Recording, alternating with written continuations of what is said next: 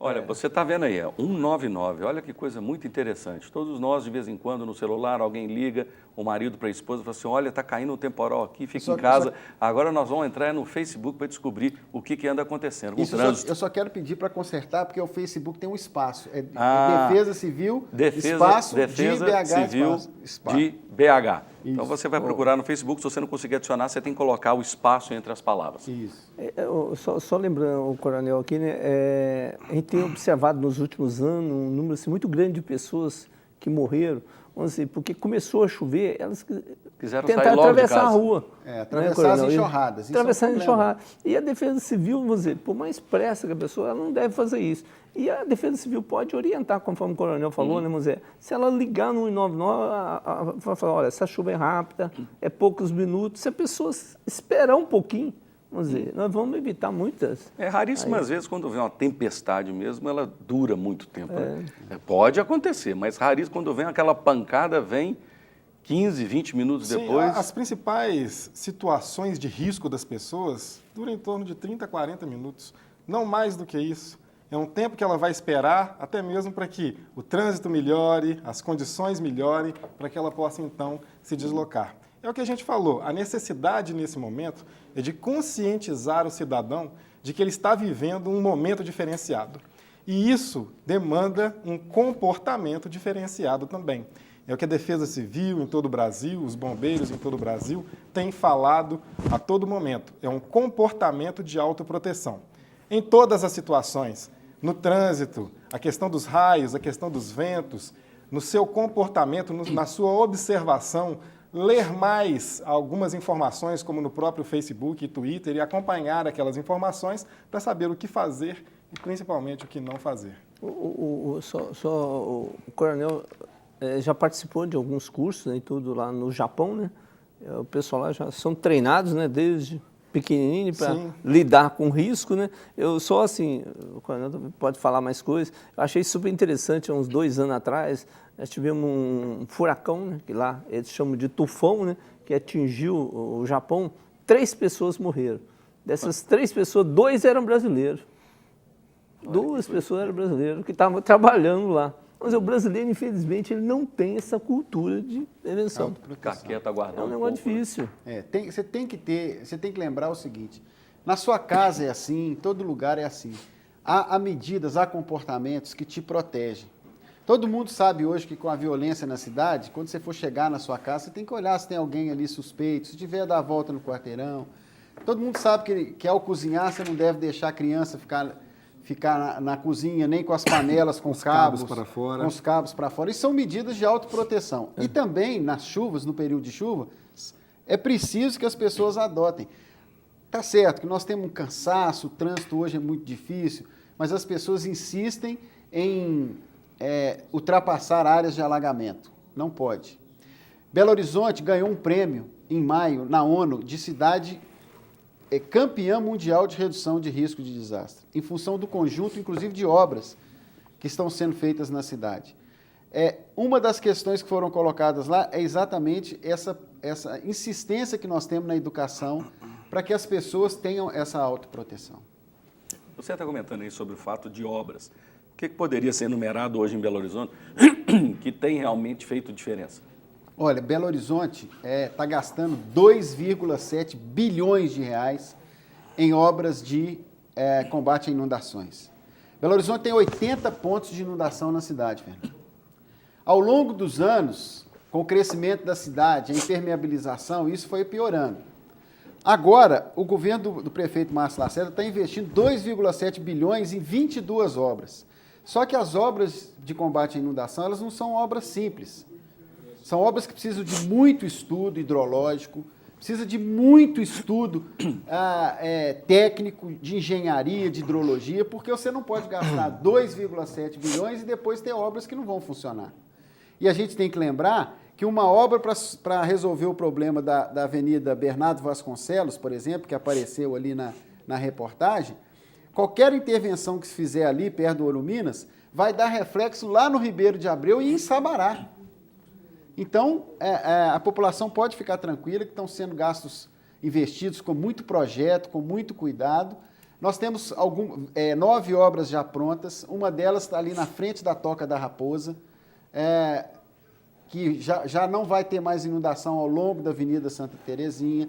A gente podia citar obras na Avenida Tereza Cristina, que nos anos não tiveram mais inundações, já diminuíram muito as inundações, e tem muitas aqui no aeroporto, próximo ao aeroporto, também estão sendo feitas obras, e estão se gastando 300 milhões de reais em projetos para que as obras que vão ser feitas para solucionar os problemas da Francisco Sá, da Prudente Moraes e de outros lugares sejam feitos com competência.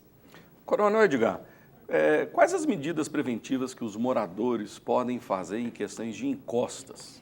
E talvez até em relação ao pessoal que está próximo dos cursos de água?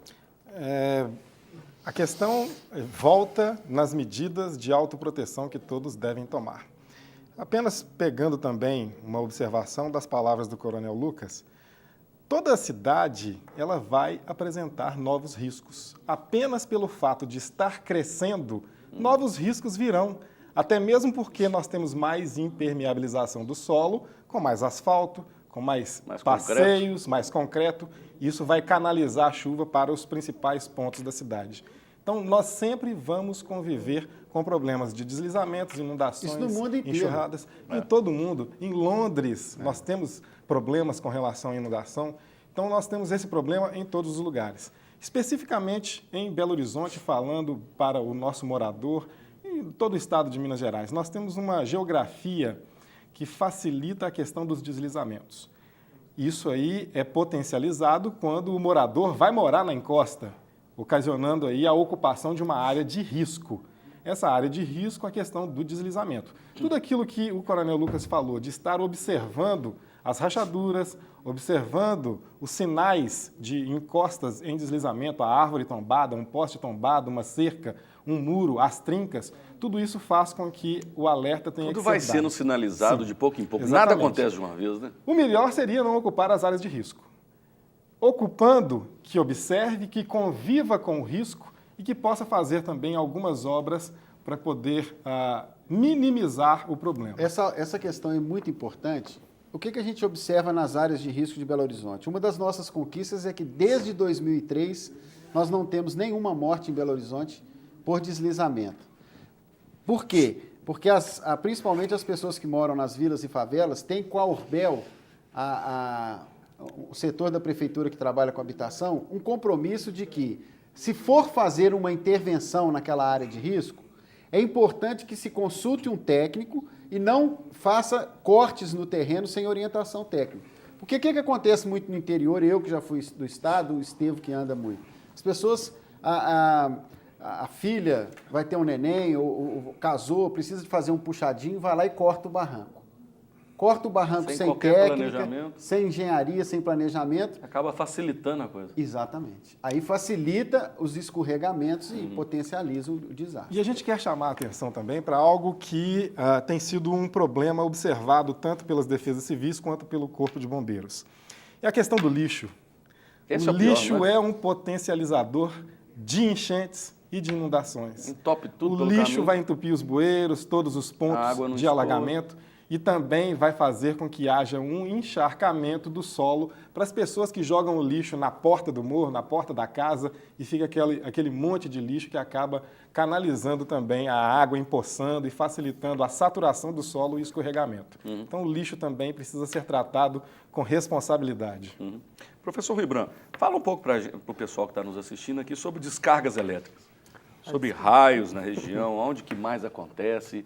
E a gente, igual o Alexandre está comentando, e a gente vê na reportagem que em Minas Gerais teve muitas descargas elétricas, e outro dia eu estava vendo a reportagem que São Paulo é pior ainda.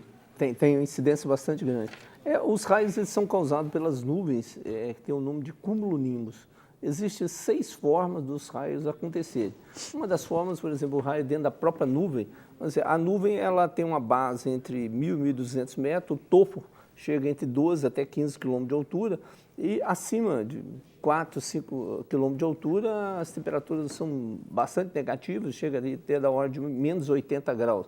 Esses granizo chocando dentro das nuvens vão criar as cargas positivas, negativas, fazer a distribuição. e com isso chega um determinado momento que ela tende, vamos dizer, a voltar ao equilíbrio. Então ele, às vezes, gera raios, né, dentro da própria nuvem, da nuvem para a atmosfera, que vai até 80 km de altura, de uma nuvem para outra nuvem, da nuvem para o solo, vai de uma nuvem para, às vezes, um ponto distante a 20 km, da terra para a nuvem. Então, existem 6 formas de acontecer os raios. Aqui em Minas Gerais, pelos nossos estudos, nós trabalhamos com 15 milhões e 300 mil raios. Nós verificamos que existe o que nós chamamos de um cinturão de raios.